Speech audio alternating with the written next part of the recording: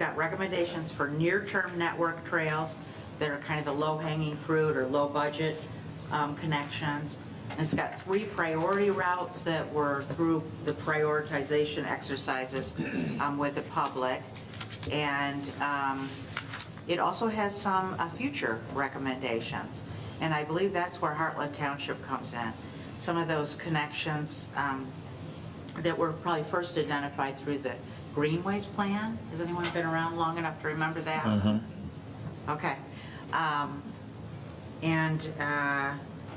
Oh, I forgot what I was going to say. Oh, well, I just encourage you to look at it. It's a very good reference document. And I believe that's about all we want to report on, unless you have any questions. Any questions for him? Comments? I think you're all set. Okay. Oh, and we really enjoy working with Troy. Oh. And Mark. Have to mention. Thank you very much. All righty, thank you very much. Thank you.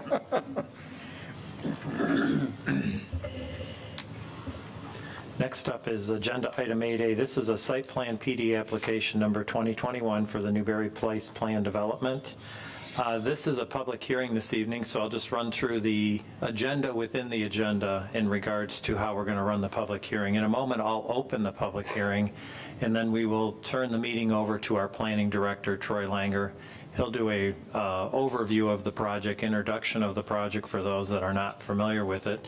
We'll have the applicants come up after Troy is done, and they can give any additional comments, presentation that they would like to do. And then we'll have them return to their seats, and then we'll enter into the actual participation part for you. We'll have you come up, give your name, address, any comments you'd like to make. If you've been here for a public hearing before, you know that we don't do a lot of interaction with you when you're asking the questions. You'll see a lot of note-taking up here, and as we proceed through the meeting, we'll get those questions answered for you. But you're more than welcome to come forward and make statements in regards to the agenda item itself, which, as I said, is the Newberry Place Plan Development.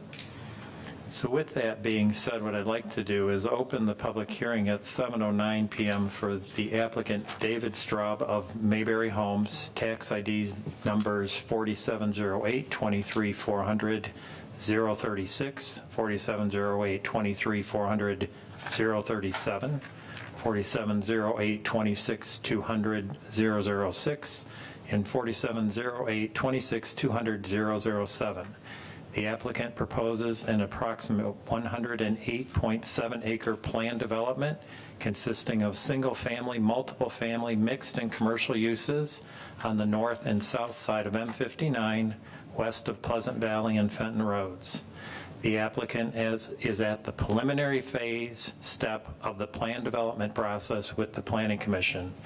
And for those of you that would like to understand that process a little bit more, you can visit the township's website at heartlandtwp.com, and within there you'll pick the zoning department and the zoning ordinance, and on page 3-38 it will start the process that anybody going through a plan development in Heartland would go through.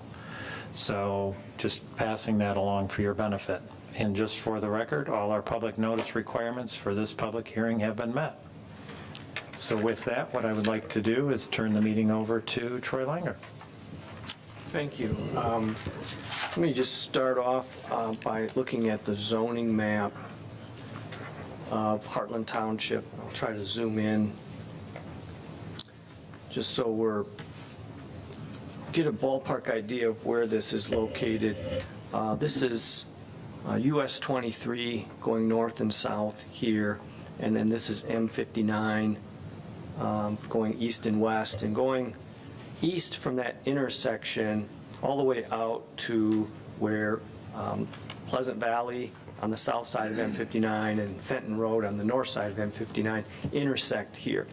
It is effectively this northern parcel here, as well as a southern parcel here. It is those two properties that are part, that include this planned development project. It's also probably important to note from this zoning map, the current zoning of this is CA, Conservation Agriculture. That's essentially a residential or agricultural zoning classification. The proposed project being a planned development, and it has its roots, if you go to the future land use map, and this is that future land use map, and on here, again, M59, and then Fenton and Pleasant Valley Road here, you'll see this property on the north as well as the property to the south, as well as an additional 40-acre piece that is not part of this project, are in this white and red crosshatch configuration. That particular designation is a special planning area. This property, all three of these properties have been in that designation of a special planning area going back into the 90s. That had been talked about in the comprehensive development plan as this being a special planning area, establishing a mixed use, walkable, pedestrian-oriented development. Moving forward from that, I believe if you in the staff report we pointed out is right around 2007 was one of the first plans that actually came to the Planning Commission as it went through that process. And then shortly after 2007, the economic condition of development somewhat changed, and so this project somewhat stalled out. And then after the economic conditions had changed, Mayberry Homes became interested and has picked up this project and has been in that process ever since. That process of a planned development, and it's, although you've outlined where it is in the zoning ordinance, just to give a general understanding of what is needed, in keeping it simple, a three-step process. The first part of that is conceptual review, where the developer puts together a concept plan, presents that to the Planning Commission and to the board. No formal decision is made, but instead the Planning Commission and the board give feedback on that plan. And we have gone through that process a couple of times, most recently in March of this year. And after the concept plan, the developer puts together the preliminary plan. We are at that stage right now. The preliminary plan is a public hearing. We notice it. And we had noticed for a public hearing for December of 2020, and then that project was pulled. That project at that time included this 40-acre piece, and since then that 40-acre piece is not part of this. So we've re-noticed it for tonight's meeting, and the applicant has put together their preliminary plan package. The public hearing, which is tonight, will involve the Planning Commission going through it much more thoroughly than the concept review. And then the Planning Commission will actually provide a formal recommendation to the board, and then ultimately this project will go to the Township Board, where the board will make a decision on the preliminary plan. After the preliminary plan, the last phase of it is what's called the final PD, or the final phase of the plan development. And in that phase, you're primarily going to be looking at the planned development agreement and the master deed. Sometimes this phase is referred to as the legal document phase, where it's more textual in its nature. Master deeds and plan development agreements are generally lots of textual language that we'll send to our attorney for review and comment. There's not much in the way of looking at site plans at that point.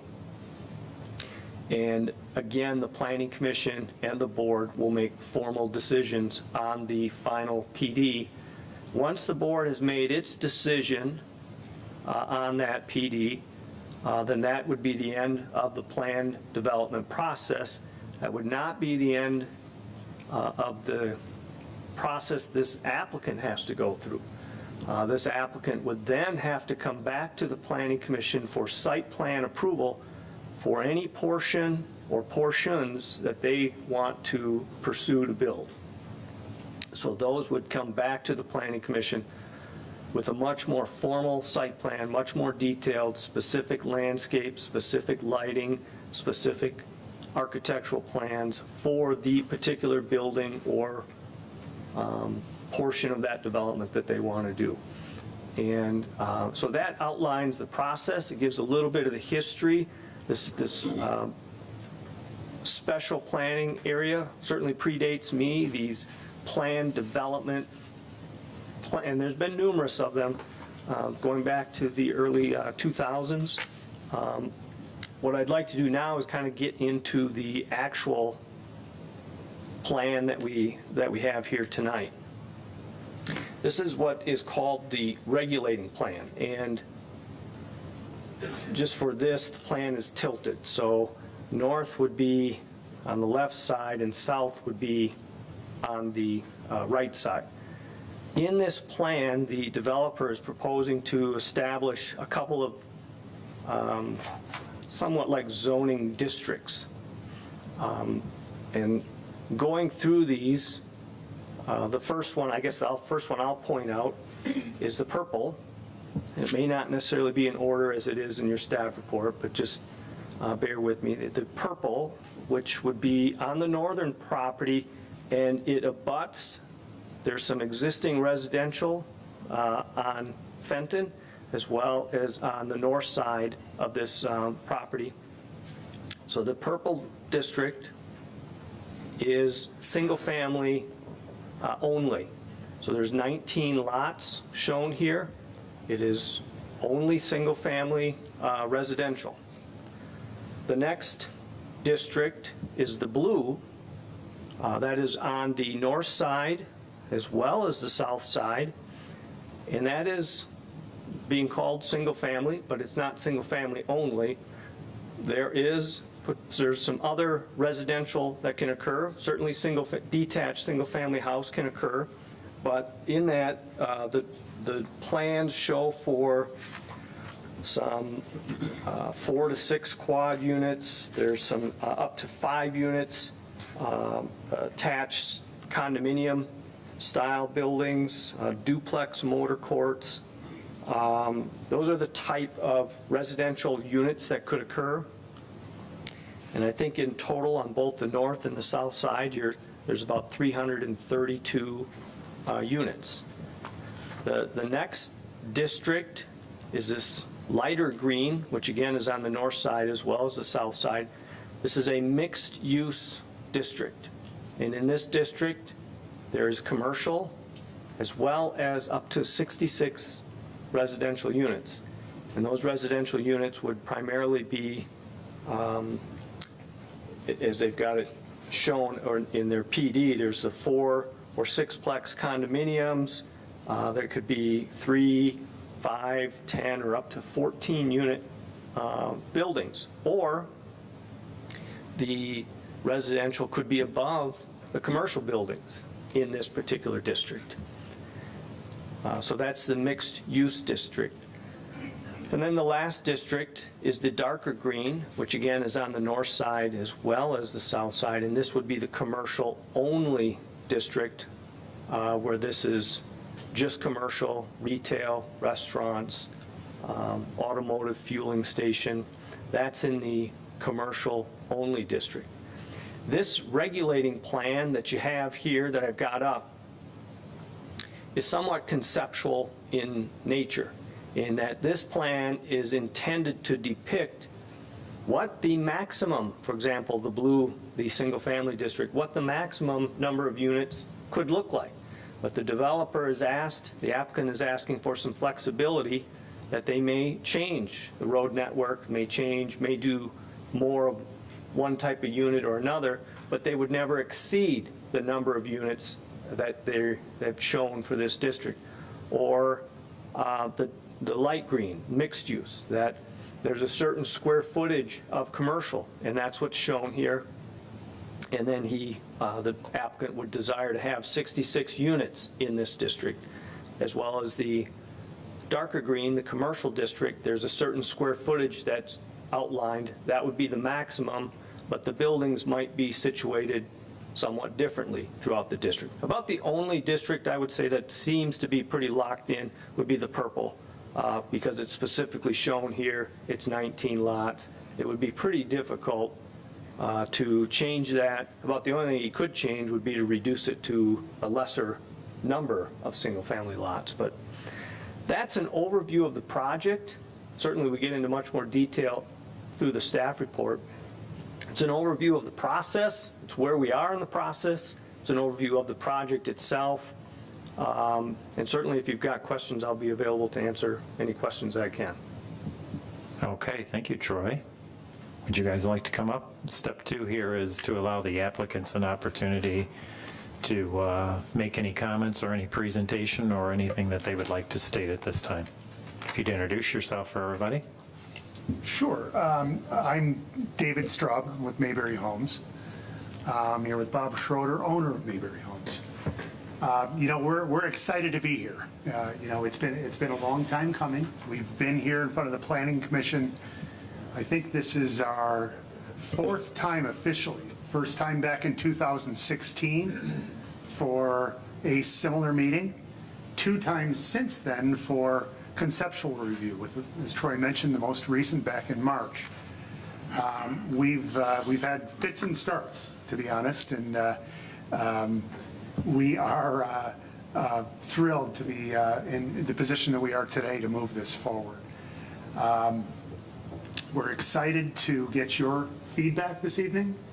I think the staff's done an extensive review of what we've submitted, and by evidence of the review package, I think there's been a lot of work put into that.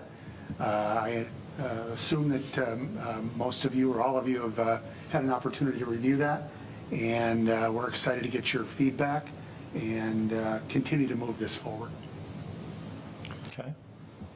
I would add that I think this is the least intense proposal that has been put on the project, and we've tried to be sensitive to the neighbors. The purple was specifying single-family lots, single-family detached housing to kind of align with the neighboring properties to the north. The original 2007 plan showed townhouse rows with an alley that would, so basically they would be looking at a wall of garages. We've tried to be sensitive to the neighbors. We inherit a certain number of sewer REUs, and we've tried to utilize those, and basically we just make the REU count. So any less development than this, and we might choose to be less, would not use the REUs that have been applied to this property. So that was one of our goals, is to have the potential to use the REUs. From there, if we have a mix of products, there's a housing that's called middle missing housing that's going through, which is kind of what we're doing here. It's a mixture of homes. Instead of just being an apartment project or just being a condominium project of a certain product, it's an interplay and a mix of different products in a neighborhood. So we've done all these parts and pieces. This will be the first time we've combined them all sort of in one community, and we're excited about that. So that's the objective, and I think I like the design. I think we have some good things to do, and we await your comments and questions. All right. Thank you very much. If you guys would like to go back to your seat. Now we'll open it up to the public comment portion, and as I stated before, just come on up one at a time. I believe both the podium and the table mics work. Give us your name, address, any comments you'd like to make. We won't have any interaction between us and you, but we will during the time of your comments, but we will be taking notes. And as we proceed through the review, we'll get answers to those questions. So first up, good evening. I'm Barbara Krieger, I live on Deer Track Lane, which used to be called Fenton Road, but it got changed a few years ago, off of Fenton Road between Hibner and Clyde. When I look at this total project, and I looked at it this afternoon online, I think there are going to be major traffic problems that you all have not anticipated. Because right now, there are traffic problems. Getting across M59, the traffic that is coming up Pleasant Valley up and going up Fenton Road, it is enormous. It is just enormous, particularly between, say, 3 and 6:30. It is just enormous. Because if you realize there's going to be 400 residential dwellings, more or less, and if there's one car at each one of those dwellings, some of them are going to have more than that. You're going to have an extra 500, at least, cars navigating that area every day. Yes, some of them may be working in those areas, but you're going to have, plus school buses, and I don't think you all have looked at that in consideration to how large this total project is that you are evaluating. The traffic study was last done in 2017, according to some of the records that I looked at. I really think you need to relook at that. The impact on the school district, the impact on the post office is going to be tremendous. And I wonder how far you all have looked at some of these outlying situations that are going to be affected by the large number of people who will be living at that intersection. Thank you. Anyone else? Come on up. Hello. Hi, I'm Ann McGuire, 12707 Deer Path Lane. In the 2019 proposal, I remember coming here, they talked in the northern section, there was talk about keeping the lovely rolling terrain. And I haven't heard that, and I didn't notice it in the packet. I may have overlooked it because it was quite lengthy. Just a thought, rather than having this very linear monopoly board-like neighborhood partnering or right next to our lovely rolling hills and woods, and I live on 7 acres on Deer Path Lane.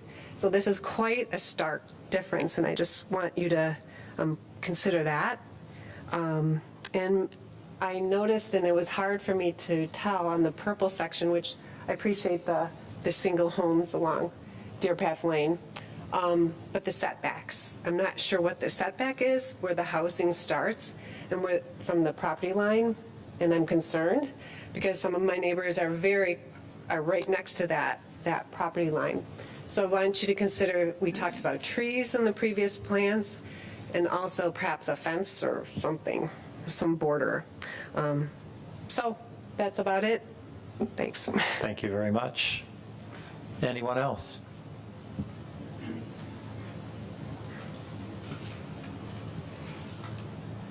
I am Terry Gardner at 2233 Fenton Road, right along the last house by the single dwelling area there. We always have enjoyed, I've lived in this house and the one next door for 44 years. We've always enjoyed great water. And I cannot imagine that number of people living next door in my backyard not affecting my water supply. And it scares me, and when this takes place, I'm prepared to have my well go dry. And I wonder if that has been considered. I do know there has been a test well put in the center of the field there in the blue. I have no idea how deep that well is, but our wells are like 90 feet, 100 feet deep. I can only see a disaster coming water-wise. I just wanted to bring that up, and I'd love to hear sometime somebody say, no, you'll be okay. Thank you. All right, thank you. Anyone else?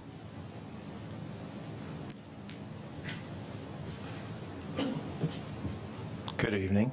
Good evening. My name is Richard Rowe. I live on 12830 Deer Path Lane. And my property borders about 90% of that, 85% of that northern portion of the north parcel. And I don't want to regress back to where we've been arguing for, well, since 2007 was my first meeting. And since then, I know we've had a million meetings. And listening to Troy, in my notes, I'm saying we're going to talk about at least 1,000 people on these two properties. Listening to Troy, with the 66 here and the multi here and over there, et cetera, we're talking about 1,500 to 2,000 people on these corners. And I just can't, like the lady said, talking about cars. Fortunately, I'm retired, so I don't have to face that every day. But the traffic on the 59 is more than I think than on US 23.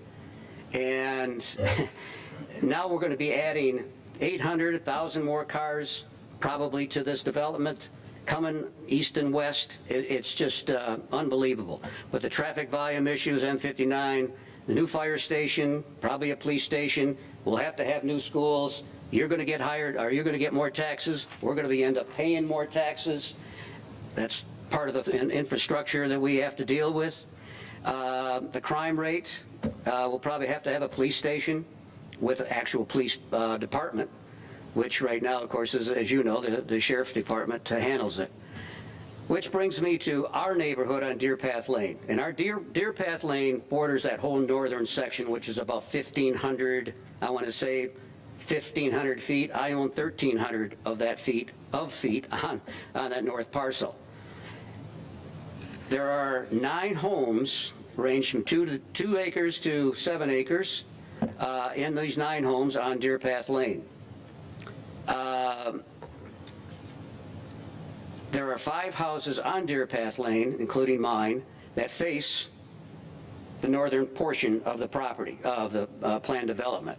So this is what we're going to be faced with, and of course we have talked, and I think the Planning Commission has already discussed privacy, security issues that we have to have, that would have some type of a fence. Back in 2000, I can't remember, maybe it was 2016, I brought up the issue of a brick fence on that northern property. And again, I'm only going to be talking about the northern side of that property, not the Fenton Road side, because that's not my issue, or our issue on Deer Path Lane. But anyway, I lived in Jacksonville, Florida for 5 years on Julington Creek Plantation. And there are 20 developments in this plantation. And each one is surrounded by these brick walls, beautiful brick walls, red brick, pillars, caps on all of them. And I think I brought it up, and I know somebody was nixing that idea right off the get-go. But that's what we would like to have, if at all possible. That's, of course, was the main concern, one of the main concerns that we have. The other concern that we have, and of course, what we got to have is security and as privacy as well, because of a for offense, I should say, because of the kids, et cetera, that coming onto our properties, their animals, et cetera, because we got a retaining pond down at the end of our road, as well as swamp areas off from Bullard, from the Bullard Lake area. So behind these houses, there are all these wetlands. That's going to be a magnet for kids 10, 12, 14 years old be coming across that property. So we definitely have to have a privacy as well as a security fence. The other issue that I want to bring up is in these documents here do not show the elevation or the topography of what this development is going to look like. And this is a very concerning thing because on the northwest corner of the north lot or planned development, there's a huge hill, as well as a huge hill on the east side, kind of in the middle, if you will, a huge hill there. Are these hills going to be down to grade level, let's say, to the properties of Fenton, my property, as well as Heritage Park? Because this property borders Heritage, the Heritage Park Township Park. And of course I border up to that too, and that's what I'm looking at as a fence from there, from Heritage all the way down. But that hill and what they've got planned is, I don't know, there's so many cluster homes, quad motor courts, duplex quad motor courts, 4-6-plex motor courts, all these names, and it gets confusing to know what it is, but apparently on this east side next to Heritage Park are these quad motor courts. When I first heard that, I thought everybody's going to be bringing in big motorhomes, parking them in these lots like they do down in Florida, but after reading it all, I found out it was different. But anyway, if you put a 35-foot high, 2-story building on this, what is right now proposed on this Heritage Park side, it's going to look like downtown Detroit to the rest of the neighbors. So my concern is the elevation level of this. If they're going to take those hills out, they have to, and bring it down so it's aesthetically pleasing for the residents of Newberry, as well as our property, as well as Heritage Park. What else have I got? Oh, the pattern book shows 19 lots, and I think, excuse me, I think Troy has hit on it, that these 19 lots, i.e. the lavender color, purple color, are single residence, or what's it called, single-family detached houses. Now, I just wanted for clarification, is this one house on 19 plots, or is it individual cluster homes, or whatever they want to call them, of one driveway, 4 houses like originally planned back in 2016 or whatever, but by definition still could be single unit or single houses, but 4 on each lot. And I think Troy has probably hit on it, that it is, just with clarification, one house on the 19 lots, period. Because one of the pictures, I think it's on page 132 of the Planning Commission, shows, I think, the old concept of 2016, where it showed houses and these quad units or cluster homes that would be developed along there. So that's why I brought that up, because that page probably is no longer applicable. So I guess basically in conclusion, I think, like I said, why, there's no sense of regressing all the arguments that we've had before, the traffic situation. We already know what that's going to look like, but we hope the detailed dimensions and elevations of this property will be forthcoming in the near future, so we can get a better handle on what this property is going to look like. Thank you. Thank you very much. Anyone else?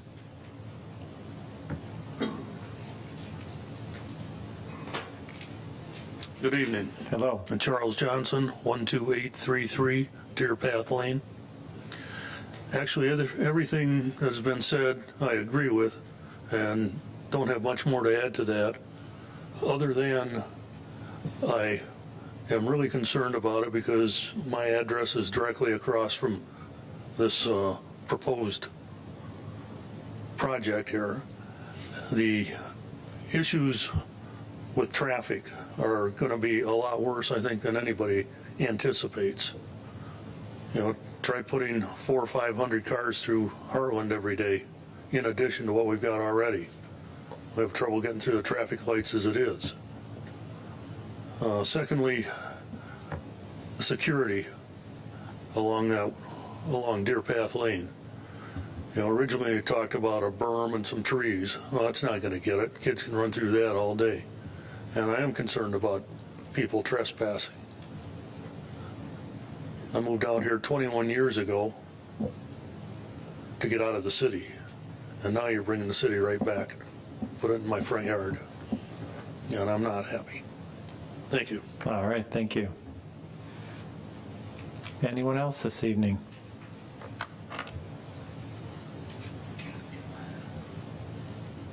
Good evening. Hello. I'm Alex Yarber. I'm at 4656 Vincent Drive.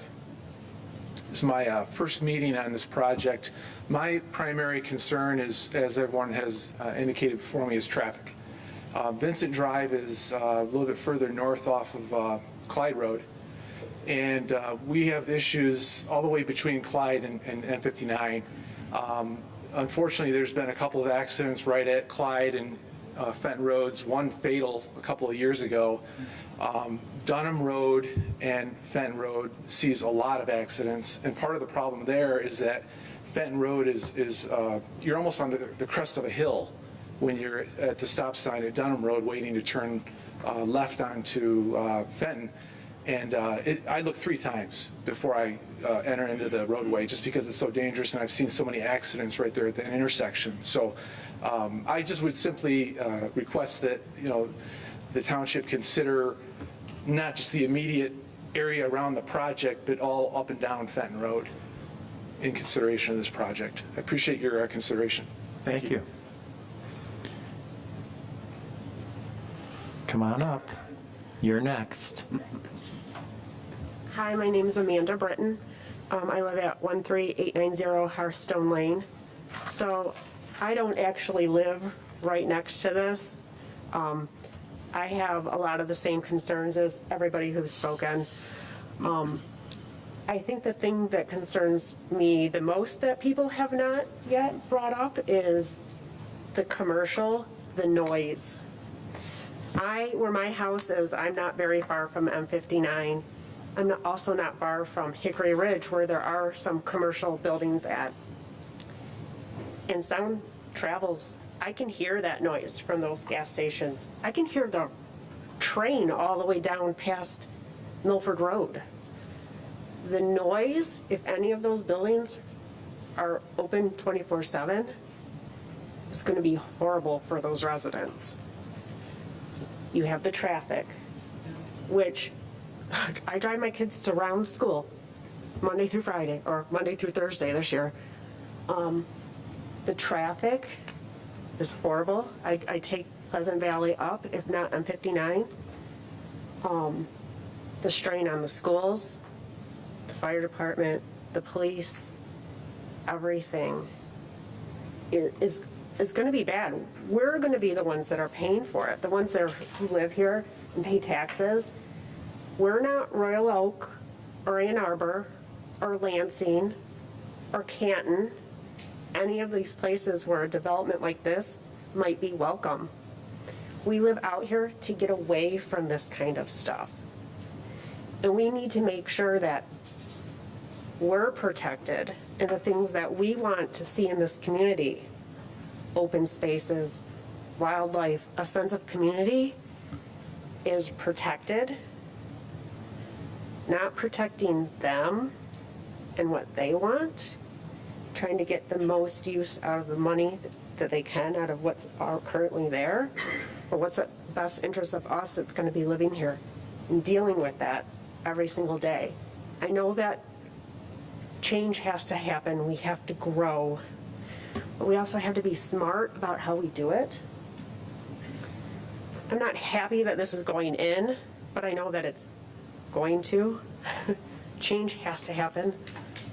I don't see the point of any of the commercial part of it. I grew up in this area. Heartland was Oasis truck stop. That's what Heartland was. There was no anything at the time. Well, Heartland Pizza, I think that was the only other thing out here. It's changed a lot in that time. And I think a lot of thought has been put into where you have your commercial area, your shopping district, let's say, your green space, your residential areas.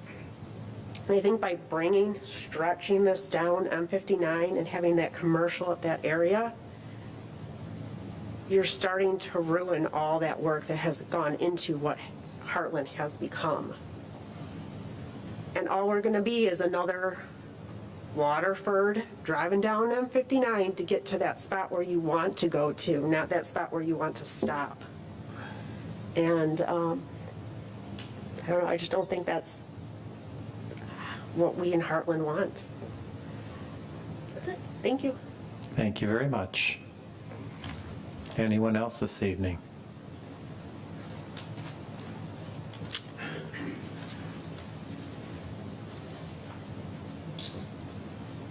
name is Dick Krieger. I live on Deer Track Lane off of Fenton Road.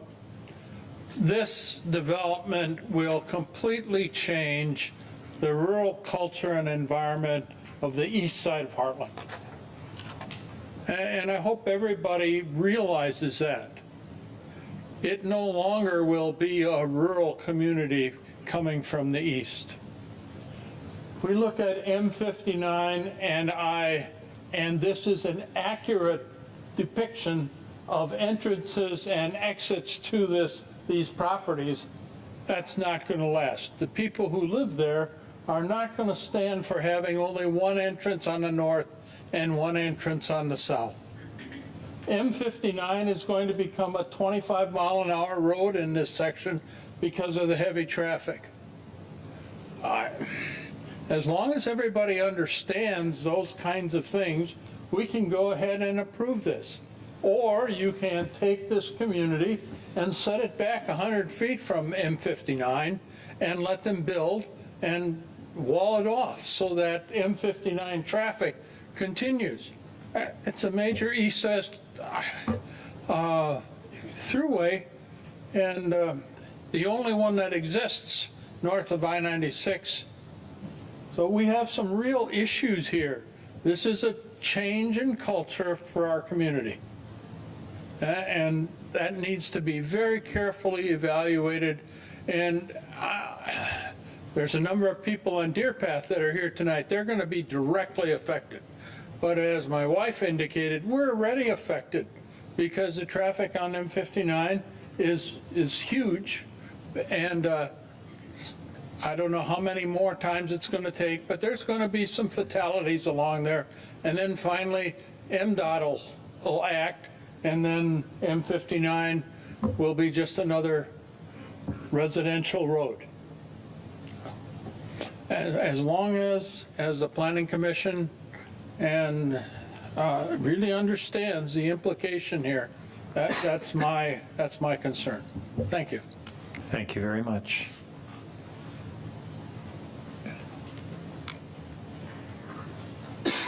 Good evening, familiar face. Missing me, weren't you? Yeah. My name's Dana Gardner. I live on 2233 Fenton Road. And we're one of the 4 houses. We're affected too. But right now, the other day I went to come out of my driveway and I got 16 feet and it was stopped.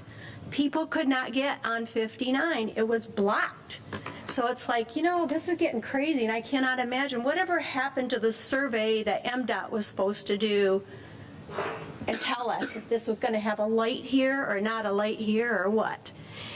And also when people come tearing off 59, they are like a bat out of hell on Fenton Road trying to drive.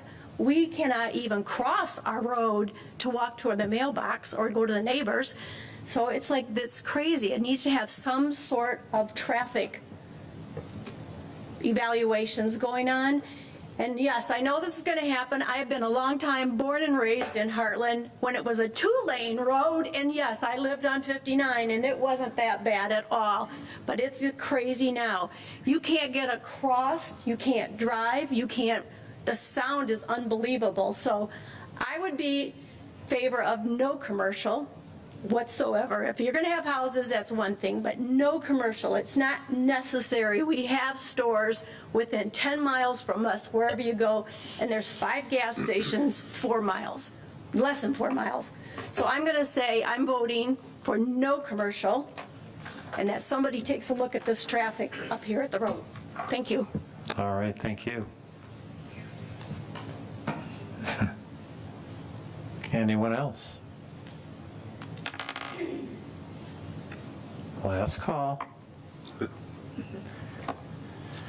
Okay, I'm going to close the public hearing now at 7:51 p.m. And what we're going to do now, if you've been here at a public hearing in Heartland Township or been through a site plan review, we're going to invite the applicants to come back on up to the table. We have a staff review letter that was mentioned several times throughout the presentation. And what we're going to do is go through that. Some of you had mentioned how long it is. I'd like to let everybody know that we typically run our meetings till around 9 o'clock. So we will get somewhere close to 9. We'll look at where we are within the review letter itself, and then we're going to call it an evening, and then see where we are, and we can discuss when we'll be getting back here. So what I'd like to do right now is take a look at the staff review letter dated June 3rd. And I am on page 7. The rest of it up to that point is a lot of history. Our packet page number 15 would be the page number in the lower right corner. I think Troy touched on it, but maybe we'll spend just a little bit more time now on these 4 districts they're proposing, Troy. I thought maybe I'd just announce what they are, and maybe you could add some words, and maybe if you'd like to participate, any comments, filling everybody in where we are, and any comments staff or we might have on that. The first district up is what is referred to as a single-family district. And Troy, why don't you take it from there? Yeah, I think during conceptual review, the name of this district caused some concern with maybe even some of the planning commissioners, because there's a number of buildings that are proposed, attached style condominiums up to 5 units, the motor court units, and maybe I can scroll down and show some of this. So, I gotta zoom back a little bit. Bear with me, I'm trying to get better at this. So, single family, it would allow single family, which is 1 house on a lot, and then it would, oh, that jumps right to.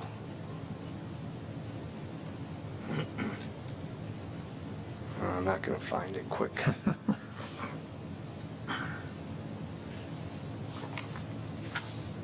So there's motor courts, there's the 4 to 6 plex motor courts.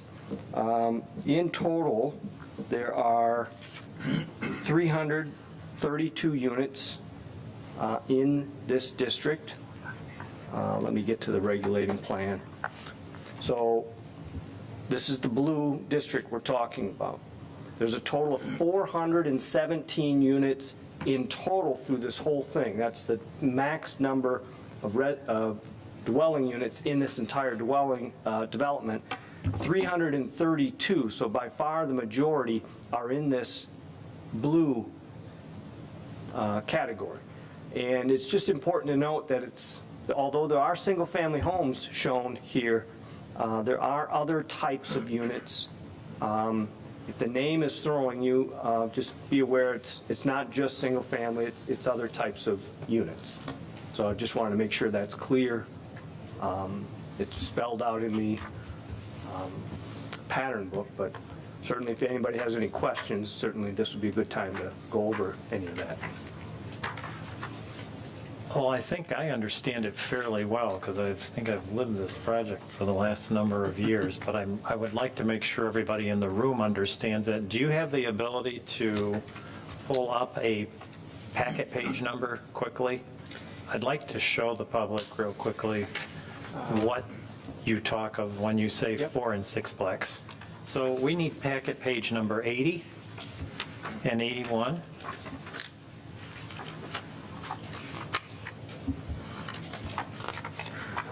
Well, when you say quickly, maybe I'm not as quick as you were hoping, but I can get there.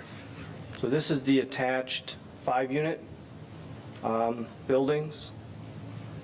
These are the motor courts.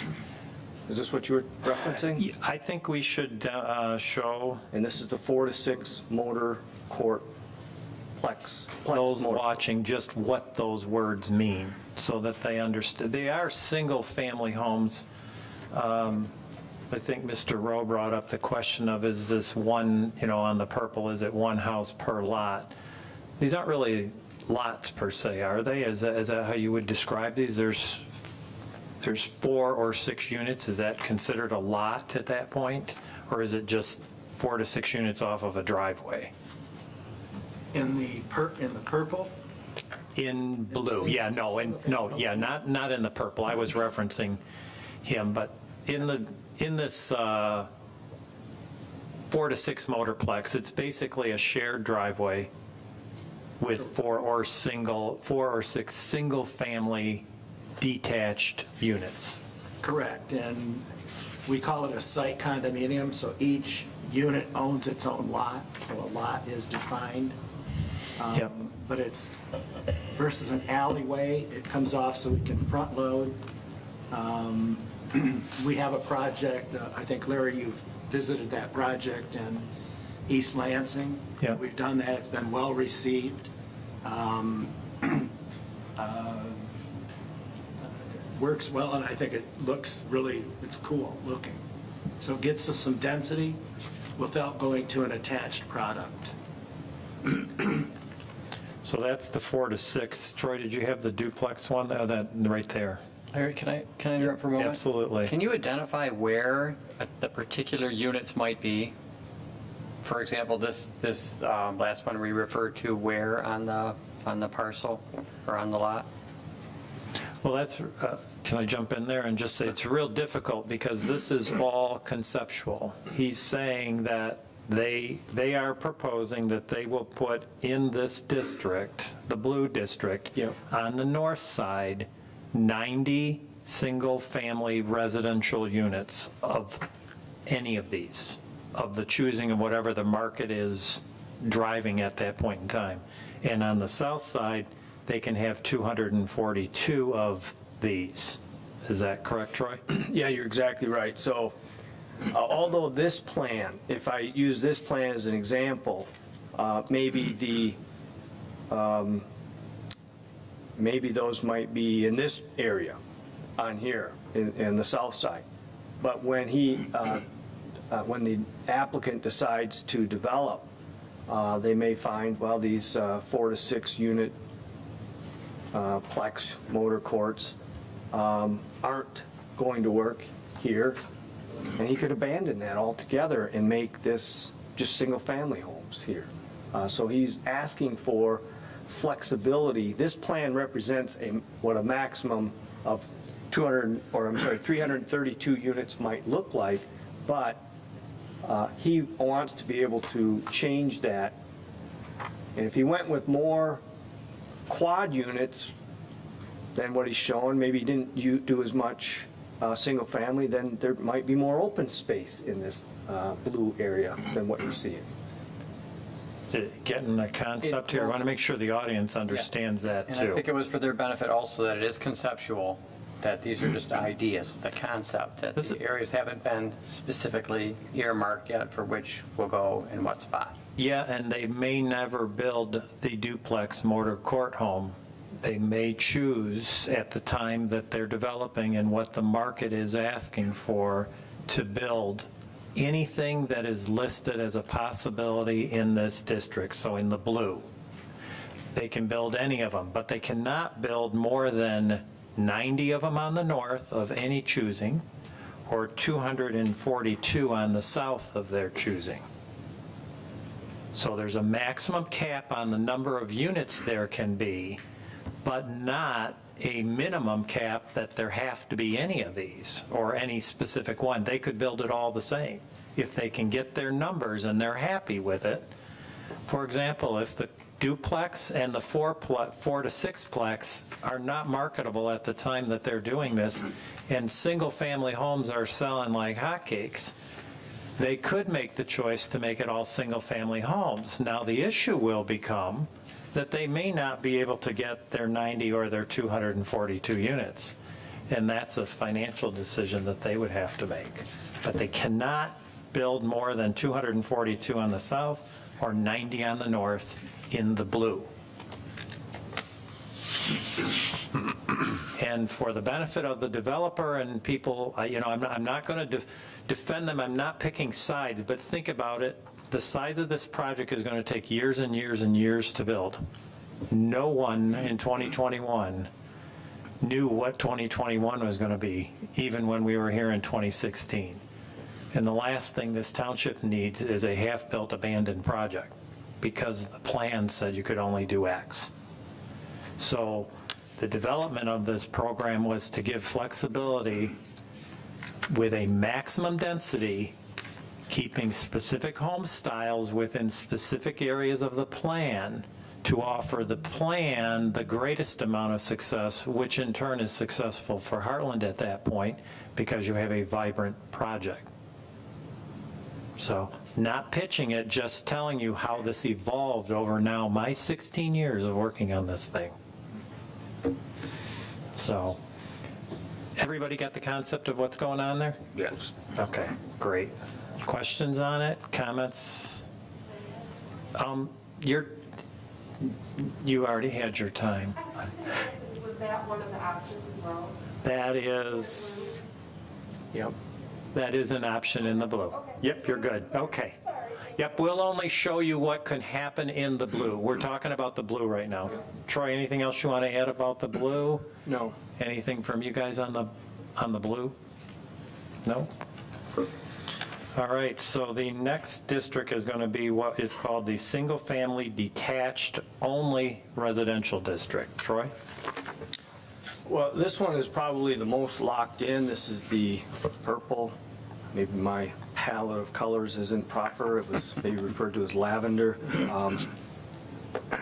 There's 19 units here, all single-family detached homes. Certainly of a higher density. Lot sizes are much smaller than anything it surrounds. Maybe just to also point out, there was some comments about water. This project, as shown, involves an extension of municipal water. All of these homes, all of the development would be served with municipal water. In the early stages of this project, the applicant was proposing a well. That is not part of this project at this time. So the purple is 19 single-family homes.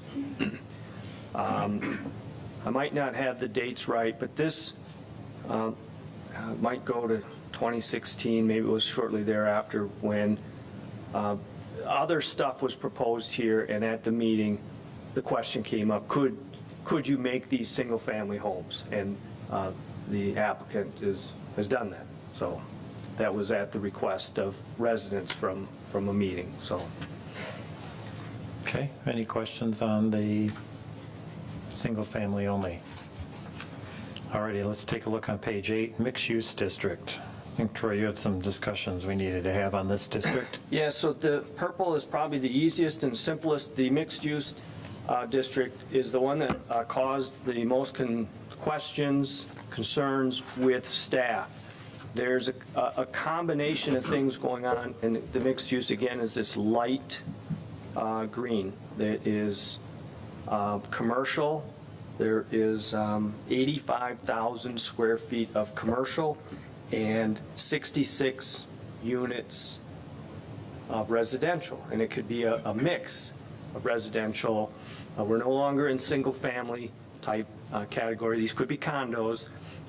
There's potentially residential above the commercial, or residential that is on its own up to a 14-unit building.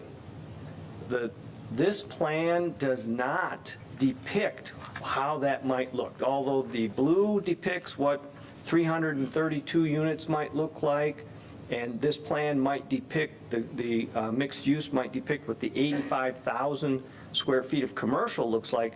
It does not depict what the 66 units might look like if they are not above the commercial. So in this district, we've kind of pointed out that I don't really have a grasp of how that would look, how it would work, how it would fit, and what staff has outlined later through the whole staff report is there be a revision to this district to show a plan at the final PD stage of what that 66 units would look like if it is not above. And actually, it might even be beneficial to the developer to just go through that formality and trying to decide, can you fit 85,000 square feet of commercial and 66 units in this district, or is something going to have to give? So those are the kind of concerns that we've raised there. Questions, comments, anything you guys want to add to that? Well, I think that would depend, first of all, whether it's residential above the commercial or residential separate. So you could draw dozens of different scenarios with those ingredients. Yeah. Combinations being not achieving 66 units if we used single-family or duplex, or eliminating some commercial to make room. So it would be a balancing of those ingredients. And it may not be able, we haven't drawn it to say, do 66 units and keep all the commercial and all the parking at the same time, with none of those units being over the commercial. But we're allowing that flexibility, not knowing what that mixed use market is going to take and how well it's going to absorb commercial. And you know, we've started out, this really isn't a change for I think the entire project. We like the residential over commercial, but a lot of commercial users do not want that. So we've allowed that flexibility, that interplay. So we could try to draw something that says, could you max out the 66 units and do all of the square foot of commercial? I think that's highly unlikely that we would find buyers for that exact maximum and try to put the 66 units in it without being over commercial. Okay, any questions on that? Are you comfortable with that? Do you want to see that?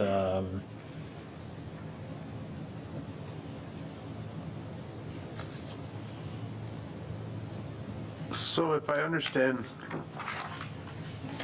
your description correctly, you're not committing to this 85,000 square foot commercial in this mixed district per se.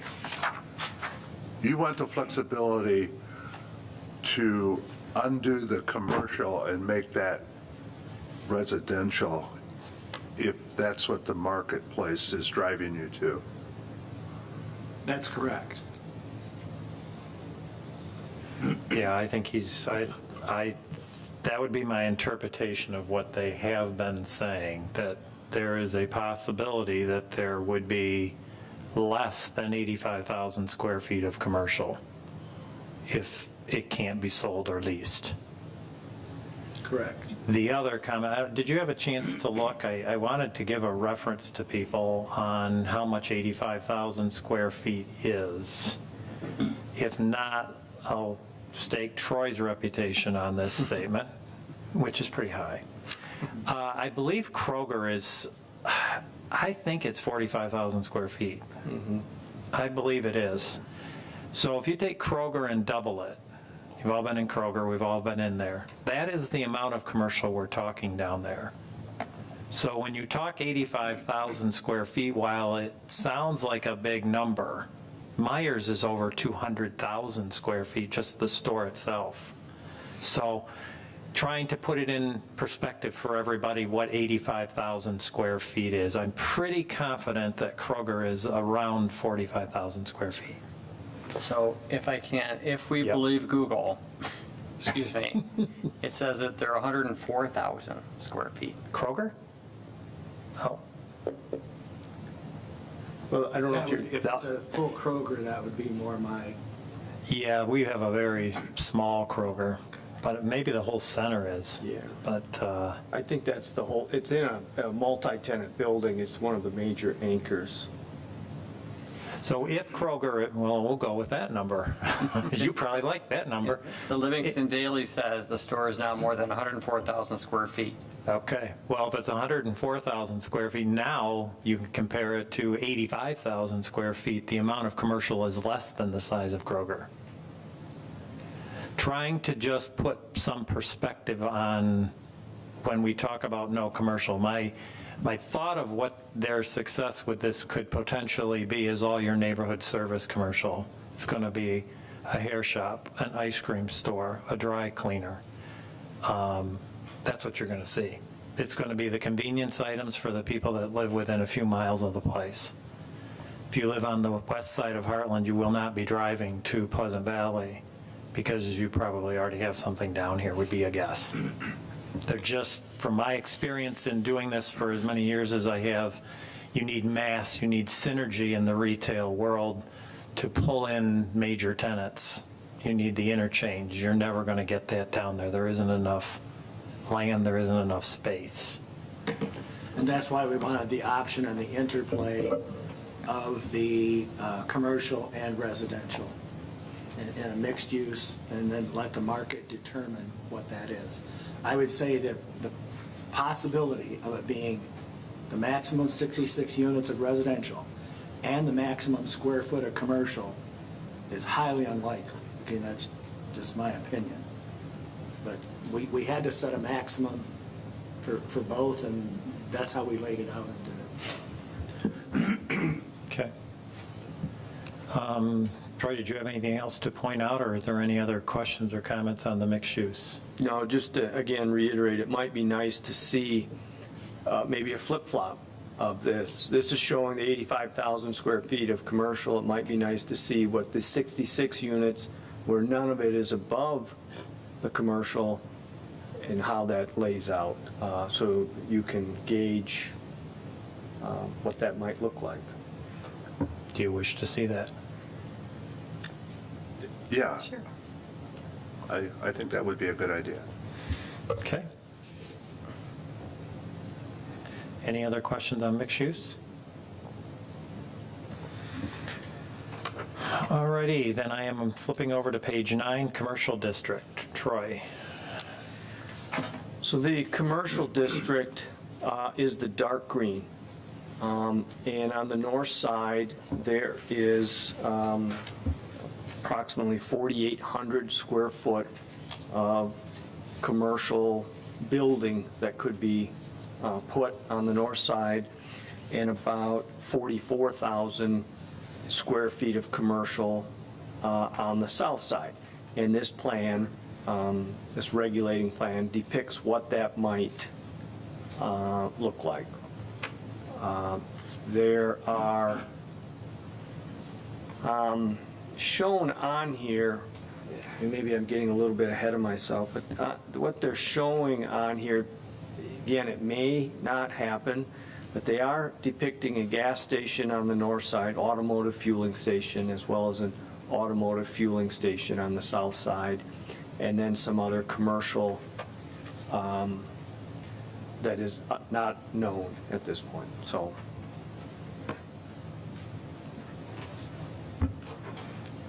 Questions on that? Comments?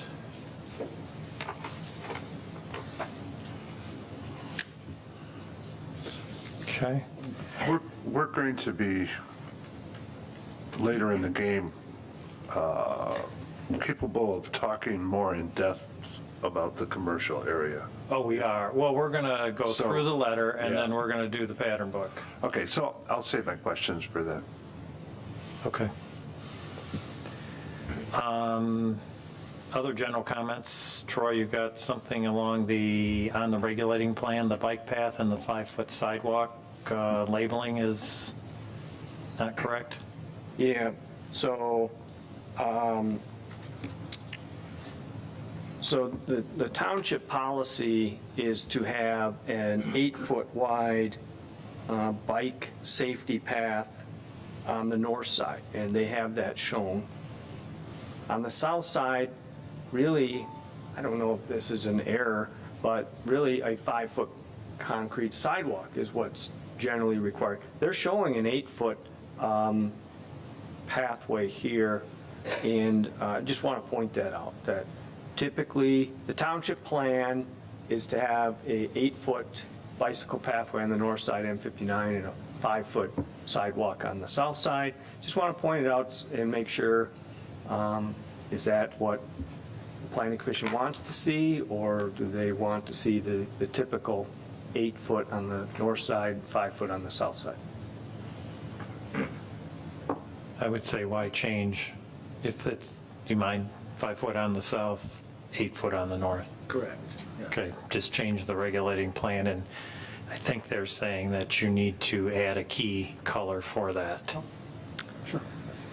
Single-family lot regulation, Troy, the bottom of page 9, you've got a question there on a layout and some setbacks, bottom of page 9. Yeah, let me see if I can't get to page 9. Larry, if I want to double back on sidewalks, is that for later, or is that, should we not be looking at detail now? Like, what are the thoughts throughout the whole? Yeah, that, he was just referencing the key on the regulating plan there. We will come back. Thank you. So this is for, in respect to the, see page 5.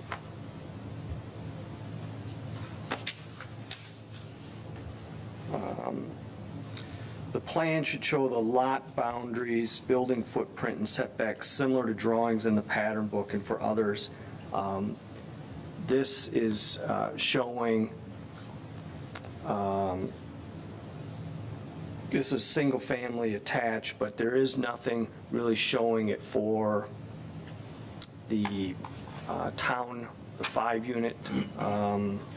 Here's the 14-unit. But there is nothing really showing for the 5-unit attached buildings, how they would fit in their setbacks. So that is just to kind of add that into the pattern book, similar to what they've done for the other buildings. Could we add that page? Yes. Yeah. Yes. Okay. Any questions on that? All right, I'm on page 10 now, right up at the top, street type guidelines. Dave, if you had a chance to look at that, just some labeling and some consistencies to have the, be on the top of page 10 of the review letter. Troy, you want to touch on it while he's looking at it? There's a couple. On page 12,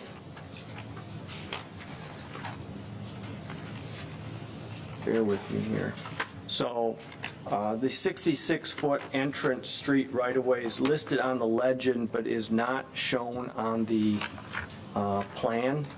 So you have the legend here, dark green, but then there's no correlation on the plan.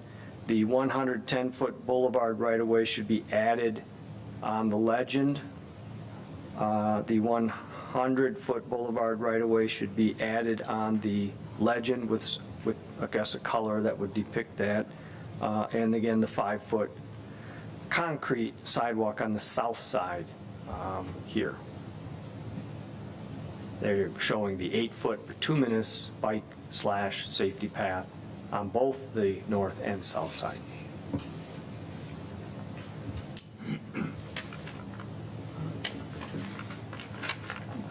Sound good? Yeah. Yeah, okay. Any questions on that, guys? All righty, so we are on still page 10, eligibility criteria, with 6 topics to review in this particular area. Recognizable benefits. The applicant provided a letter dated April 15th, listing out what they feel are some of the benefits of this project. Are there any questions on it?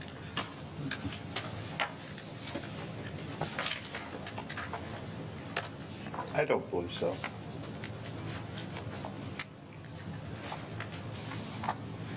Are we good to move on to item 2, or would you like a second?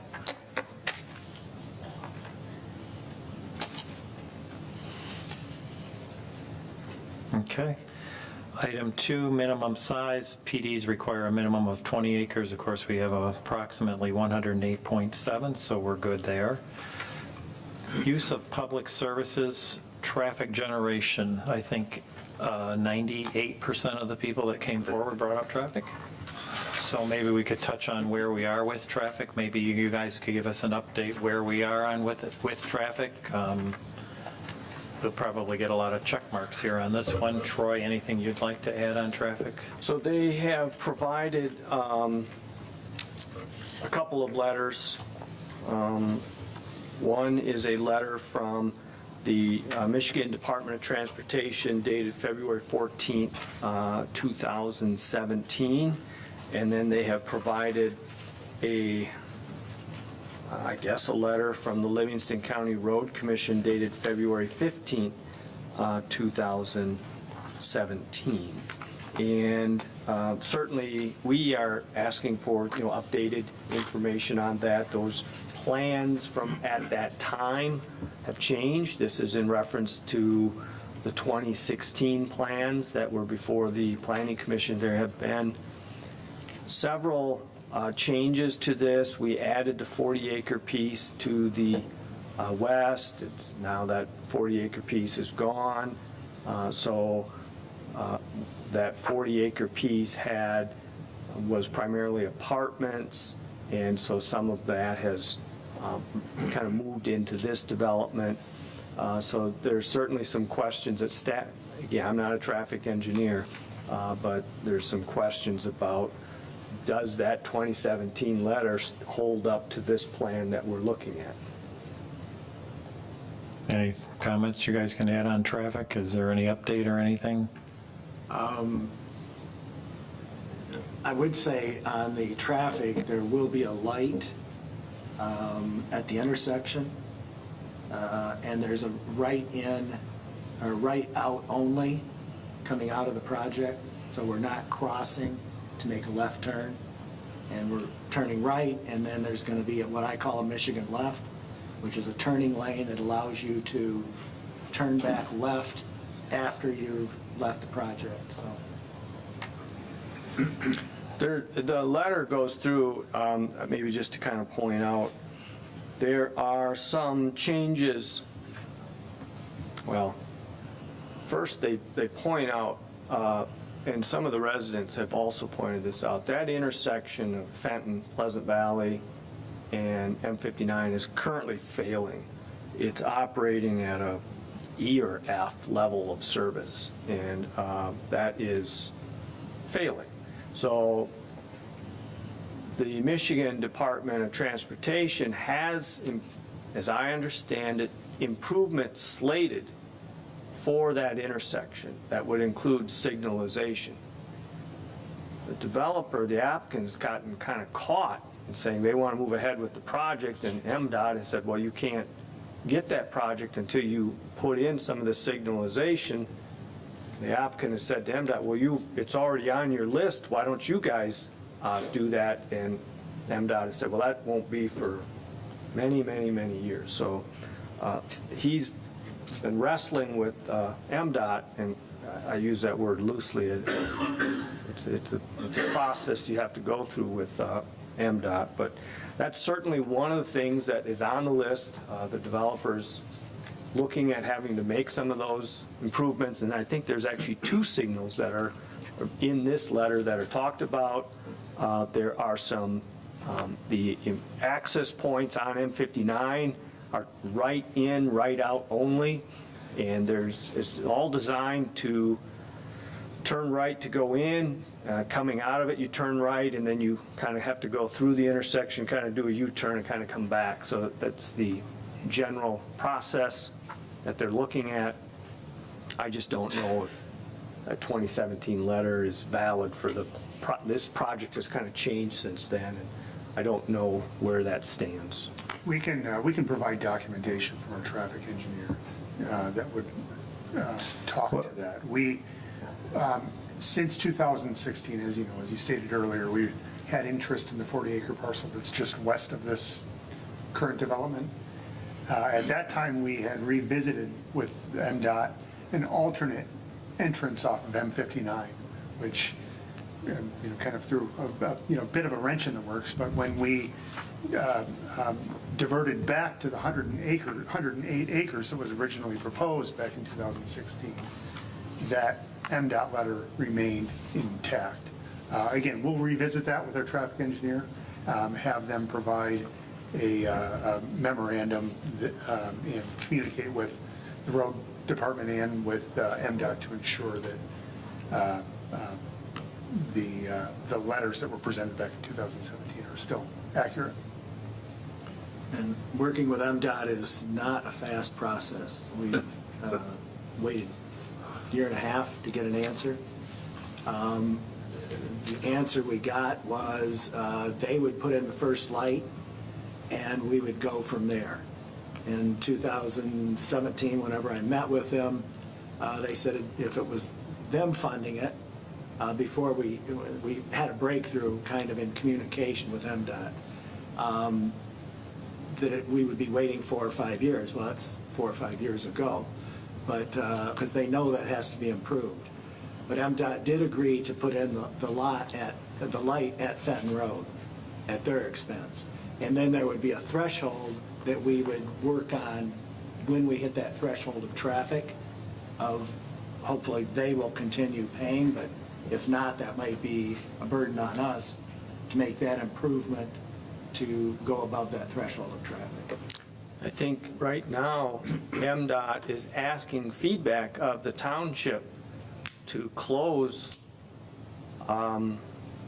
being able to cross from Pleasant Valley to cross M59 to going north onto Fenton, or vice versa, that you would no longer be able to go straight through M59.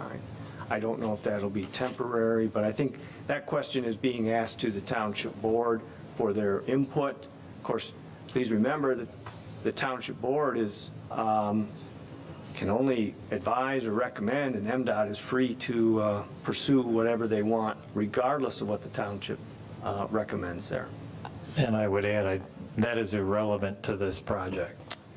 Troy, my understanding is that I think you could go straight across on Fenton Road, but you could not make a left either direction. You would have, if you were turning, you would turn right and then have to use the left turn around to go back left. That could be. I believe you could still go straight across the intersection, but you would not be able to make a left turn. So there is signage that you can't make a left turn currently crossing that road, although that's violated, but that happened maybe 2 or 3 years ago. Okay. That there is signage to not, whether you're north or southbound, you not supposed to turn left. So we'll get some updated MDOT information from you guys? Yes. Okay. Livingston County Road Commission, Troy, what would you like to add there? And then we'll flip to the applicants. It's been raised, you have a couple, I probably didn't do it justice. We did receive a couple emails. I have emailed those to you. I've printed out copies. You had those here that were handed out. Those emails came after the packet went out. The primary concern they have in those emails, well, that's not fair. One of the emails' primary concern is the actual connection of a drive from this commercial, well, actually the whole north property, to Fenton Road. The other email identified that as a concern also, but they had some other issues. So I don't want to diminish those other concerns that were raised in that email. But this connection here to Fenton Road requires approval from the Livingston County Road Commission. And that has been a point of contention raised by residents in the past as well as here tonight, and certainly that is something that we'd look to get, if that's permitted there, I guess I'd like to know if that's going to be okay. If not, and that connection is not going to be permitted, then I need to have discussions with we have a large number of commercial as well as residential units with this access here on M59. I'd like to have some further discussions with what are some options that we can look at there. Quick comment on that. Is it fair at all to say that the design of that road, there's concern about that being used as a thoroughfare probably for residents, but is it fair to say that maybe the design of that road as it is would not be efficient for the general public, for that to be a main, usage right there? Yes. Well, I was just looking at it and wondering if it's, if it is designed that way now, if it can be maybe to slow down, to maybe, divert a huge influx of traffic using that. I can't comment on the design because this is somewhat of a conceptual plan, but I guess I'd ask the app, what were your plans? What was the thought on this connection here? The thought of that connection is just an alternate connection to the commercial that will be there in the corner. I guess would and could residents use that? I think they could find their way there, but it's going to be a very awkward access to get to wherever they're going. The direct connection to M59 is what we would anticipate being the primary access. That would be both an alternate connection there to Fenton Road, but also a way of emergency ingress and egress should there be the need. Then also just to point out, there are 2 connections on to Pleasant Valley. I didn't hear any concerns of those, but those should also be approved by the Livingston County Road Commission. Those are on the south parcel. I've kind of jumped a little bit. I apologize for that. But Any thoughts on those connections? Well, I have concern with the connection on the north portion, that connection to Fenton Road. So the way this conceptual drawing is being shown, I'm assuming that is a right in and a right out.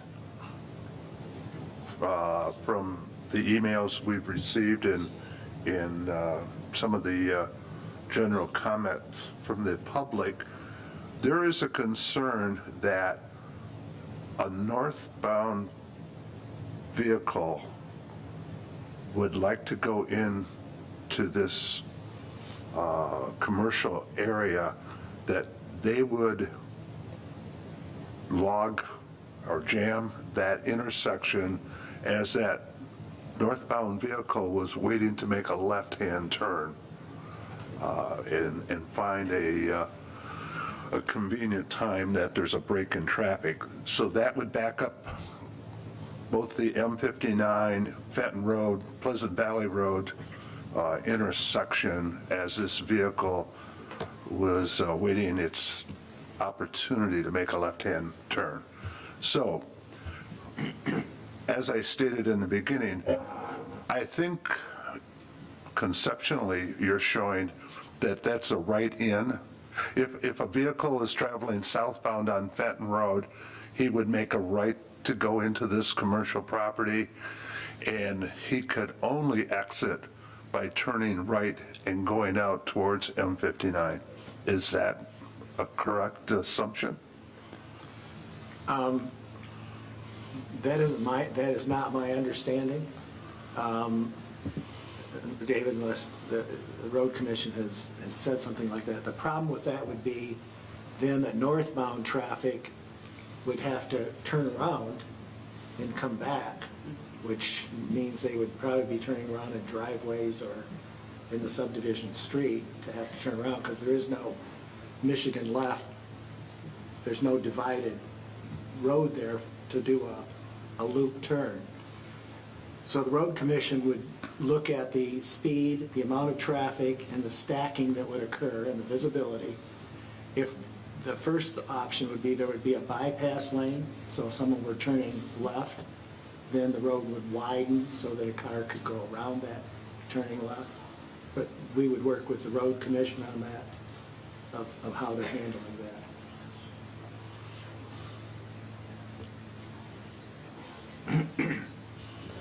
Michael, if I can, so this is real similar to the Clark Road in Rowe. So if you're on M59 down towards Meyer or down towards Mug and Bob's and you go north on Clark Road and you want to make an immediate left on Rowe, there is a passing lane, to the right, as you're mentioning. But Rowe is farther from M59 than I think this entrance that we're looking at here. That's my concern. I'm concerned with what is the distance that entrance is being shown at from the intersection of M59. Okay.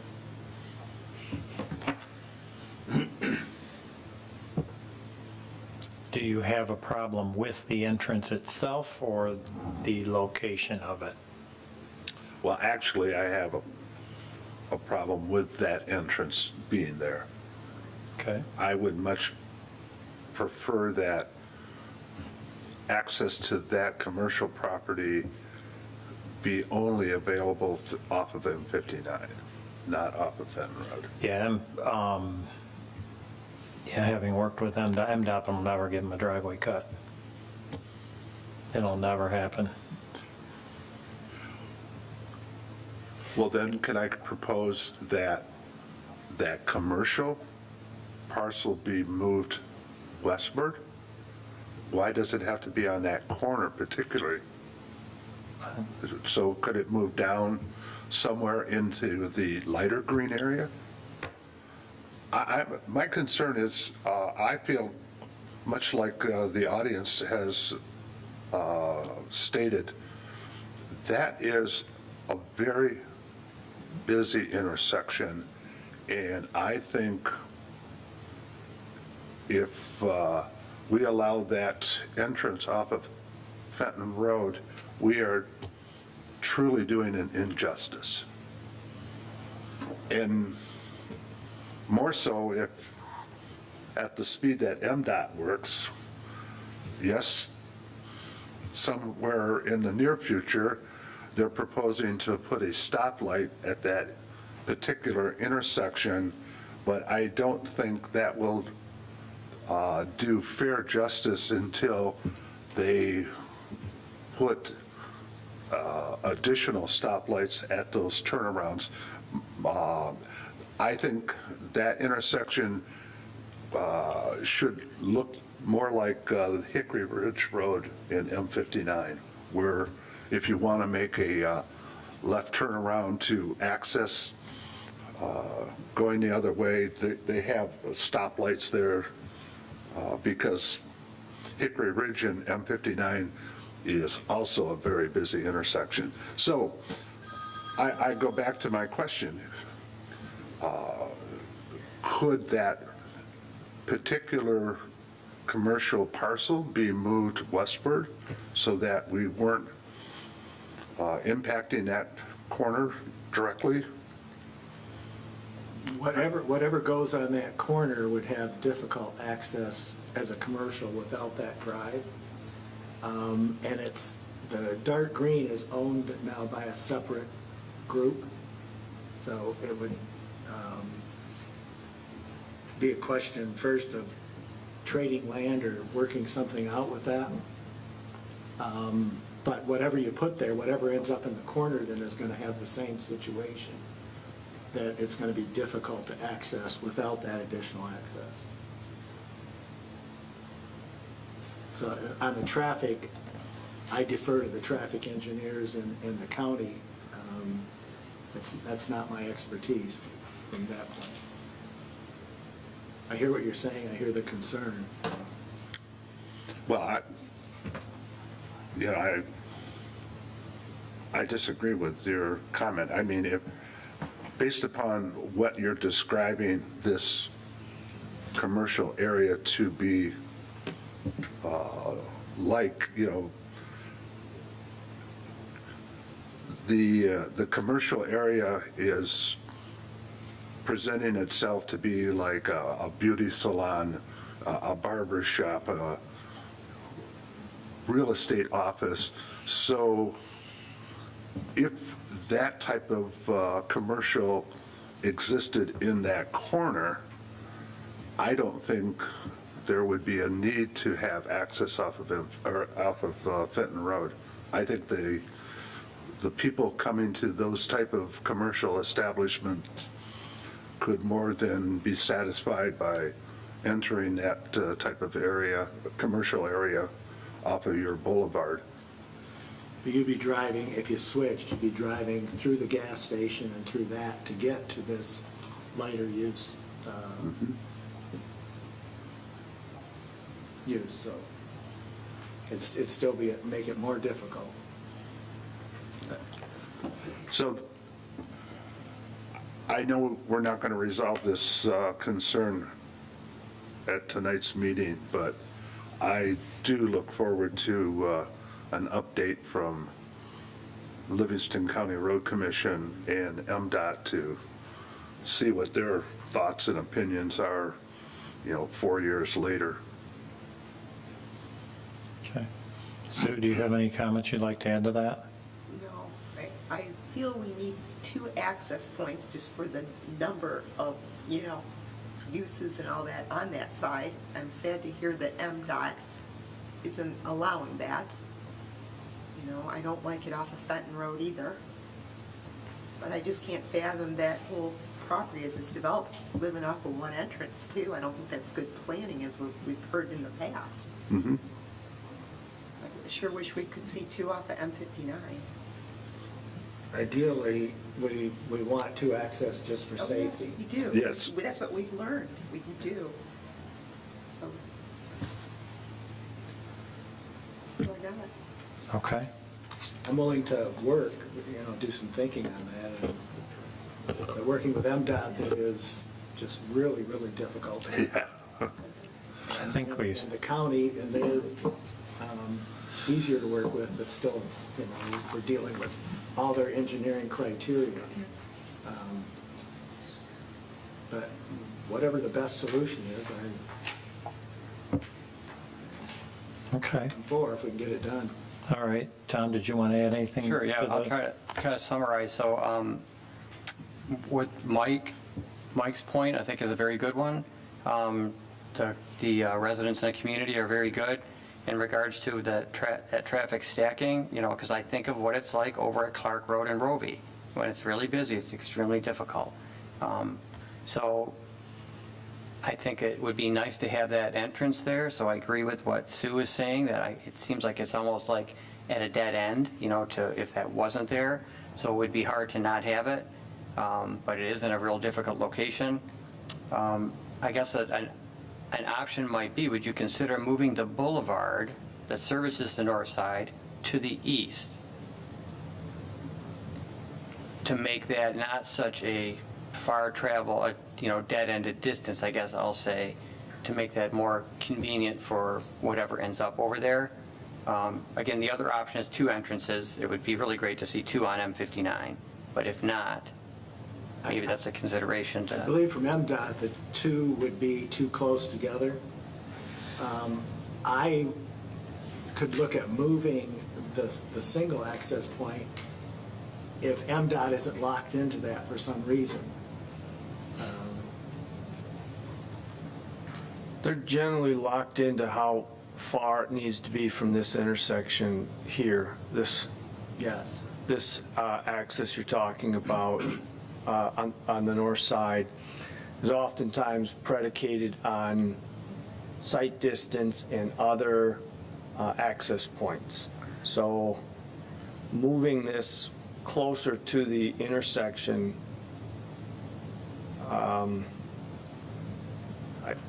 I can't speak on behalf of MDOT, but that may not be possible, just to let you know. I sure understand that they have their criteria, but if you look on the south side of the road, that boulevard is farther to the east. Now, maybe it has something to do with the direction of traffic, It does. whether it's braking or it's accelerating, depending on the direction.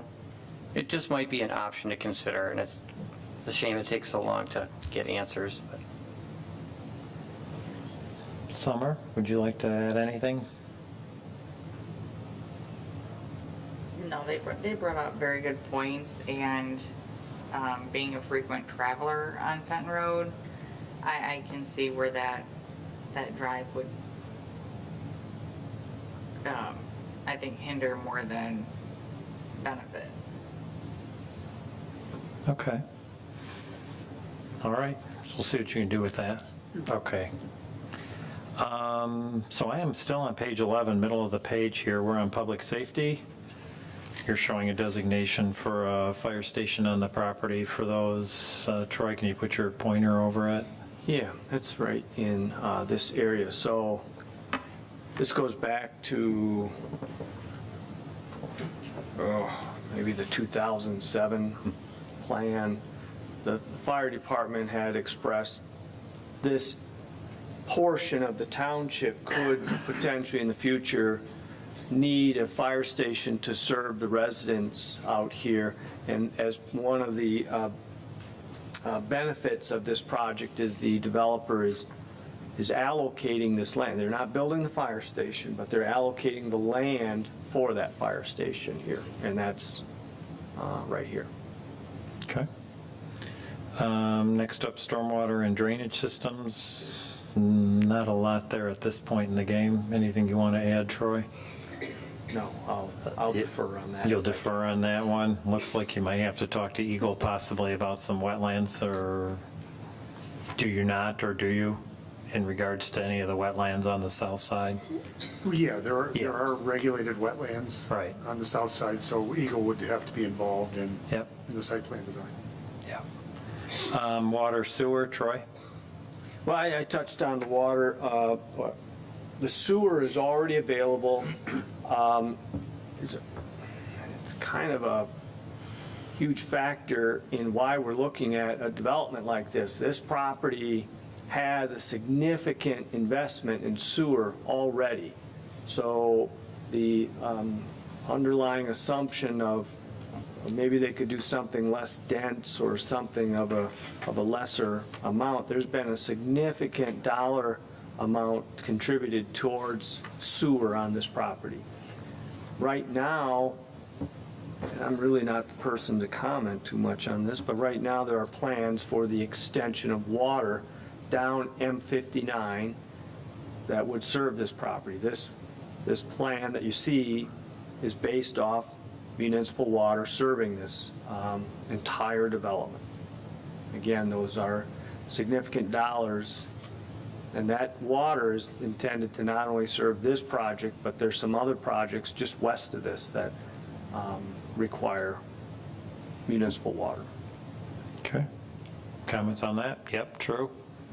That's true, and we've been working with the township on how to get that accomplished. Okay. Any questions, comments on that? All righty. Next up, bottom of the page there, for compatibility with the comprehensive plan. I think we got like 5 subtopics here. Troy, I was going to ask you to touch base on this. So the special planning area identifies in the comprehensive development plan certain criteria that a development, it's trying to establish certain criteria for a development in that special planning area. And I've outlined those and as well outlined the applicant's response to that. I'll certainly answer any questions. That's all available to be read. It was in the comp plan. If there's specific questions on any of that, I'd be more than happy to answer. Any questions on that part of it?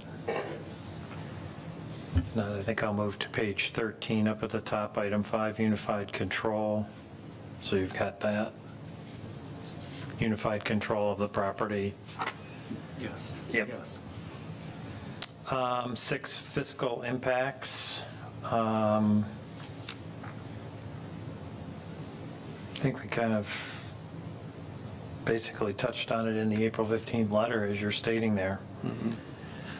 So that completes that section. I think we can hit this next one here reasonably efficiently. Plan development design standards we can start on. Troy, I thought I'd just toss this one out to you, if you're okay with that, under permitted uses.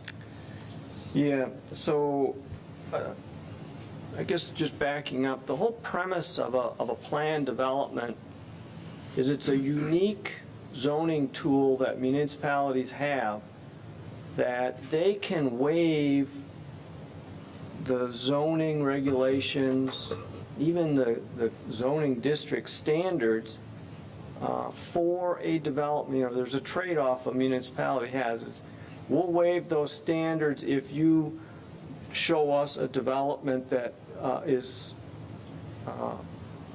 of a grade that the township feels is worthwhile doing that.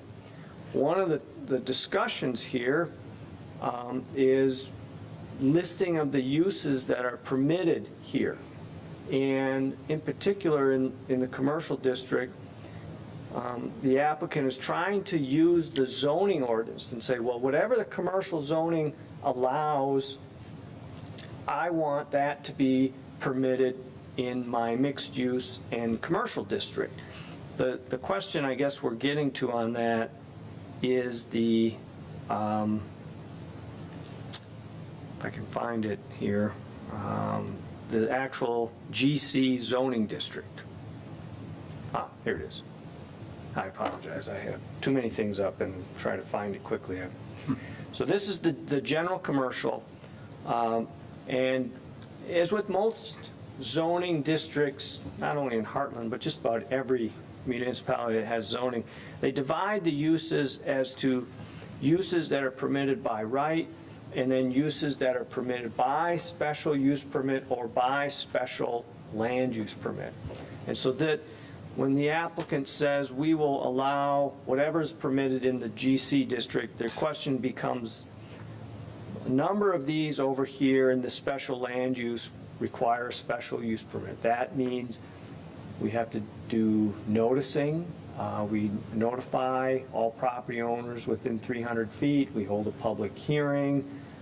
We allow public comment for, I'll just pick on this, the first one here, automobile service station. If a proposed automobile service station was proposed in this planned development, I guess the question is, does the Planning Commission want to require a special use permit for that? Or is this planned development by itself, which is a public hearing, enough? And part of that is the Planning Commission or the applicant could clarify if they wanted to have all of those uses that are outlined as special land use just moved over to be a permitted use in this PD only. Or if there's any particular uses there that you see that there's no way you'd want that. Some of that's probably not likely anyhow, but just wanted to raise that out and just make you aware. So are you asking for our opinion on how those should be handled? Yeah, sure. Any comments? Yeah. Well, I think, number one, Chairman Fox, we should ask the applicant what is their desire. Obviously, that this issue is not existing in the plan book or the pattern book. So what would you like to see as a definition? Well, and we haven't looked at that way, but I would say to Troy's example, an auto repair place, that would not be my idea of something that we would put in the mixed use area. So I would have to look at what those special permitted requirements are. Well, here's one. It's an automobile fueling and convenience station. Requires a special use permit. So, and you have two potentially shown there. So each of them would require, based on the way it's set up now, each of those would require a special use permit to be permitted there. In the commercial, are you in the commercial or the mixed use or both? It would be both, Okay. because both of your mixed use as well as commercial are simply deferring to those uses as permitted in the zoning In the ordinance. fueling station and the car wash, we're specifically showing those on the plan. So right now, that is, we're requiring that, or we're requesting that as part of the plan. In the special use, or in the mixed use district, those things I would not be contemplating or allowing or wanting at all. That was specific to those two corners. Well, can we make a suggestion then that the applicant look at what items are listed in the special land uses, which would potentially require a public hearing, and pick out those items that you would like to see under principal permitted uses in this PD, and then present those to the Planning Commission? Yes. For our approval or consideration? Yes. Troy, would that work for you? Oh, yeah, yep. Would that work for you down there? Basically giving them the permitted uses, and then any special uses they request we'll review here, put it in the document, and that'll be what those will just be permitted. Would that live in the pattern book or ultimately in the development agreement? Where would you like it, Troy? Well, right now, he's got a pattern book here that identifies all uses that are outlined in the GC district. But if he prefers to put it in the PD agreement, I don't have any problem with that, but that would require then a slight modification to this pattern book to then reference the plan development agreement, so that I'm trying to minimize any confusion, if that makes sense. You just modify, please see plan development agreement for all permitted uses in the in this development, mixed use or commercial. That makes sense to me, yes. Yeah. Okay. Residential density, Troy, you want to touch on that real quickly? Oh, yes. Okay, so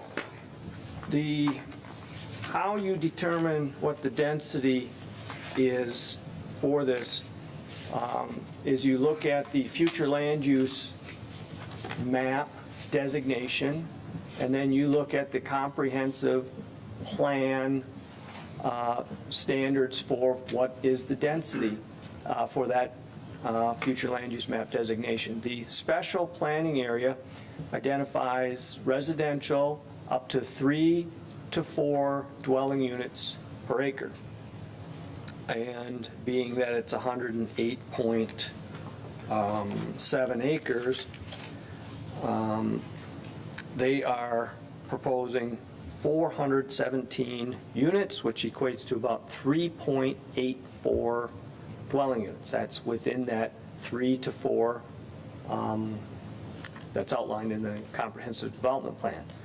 The plan development process, the PD itself, allows a density bonus up to 40%.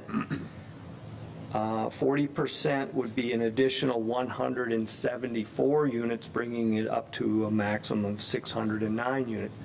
They're not seeking or requesting that bonus. They fit right within the comp plan designation for this property as is. I guess that's it. I just wanted to make that known. Okay, everybody good? Good. Okay, so now my question is, it is 9 o'clock. We're just starting design details, which get into setbacks and yard requirements and all those types of things. It could be a convenient breaking point if you're comfortable with that. Everybody comfortable with that?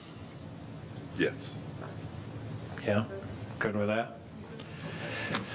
So we will stop here on page 14. We will pick up on item 3. We have a meeting scheduled for those watching and in the room next Thursday, same time, 7 o'clock, and we're just going to continue this process. So we will see everybody back at that point in time. Does that work? Very good. Okay, perfect. Thank you. Thank you very much. Item 9 now is call to the public. Anybody have anything? We still will get the answers to your questions next week because we have not completed this. I have a couple of additional items. I'm Dick Krieger, Yep. live on Deer Track Lane. Has the developer considered, instead of a quote fuel store, making a world-class electric charging station, probably in conjunction with working with General Motors? In 3 years, it's going to be the 100th anniversary of the General Motors Proving Ground. And as any of you who read the paper or are involved knows, that General Motors is committed to making all electric cars by 2035. That may be a world-class facility that General Motors would be able to, or be interested in supporting as a lead build for that particular corner. The other portion of this has to do with getting enough electricity to put electric car chargers in every one of the housing units. You know, is that going to be part of Heartland's building code in the future? And if so, I know that that's a real struggle because DTE doesn't generate enough electricity to do that today. So that's another consideration for this project or any new projects here in Heartland. Thank you. Thank you very much. Anyone else that call to the public tonight? Okay, we will close item 9. Item 10, planners report. Troy, did you have anything for us? Yeah, I have about a 300-page doc. No, I don't have anything. We are moving that to after adjournment. A second. All right, closing planners report. Committee reports, comments, anybody? I'll remember our meeting next Thursday, 7 o'clock here, same time, and we'll continue on. I need a motion to adjourn, please. So moved. Support. Mitchell and Murphy. All those in favor say aye. Aye. Aye. Opposed, nay. Motion carries. Thank you.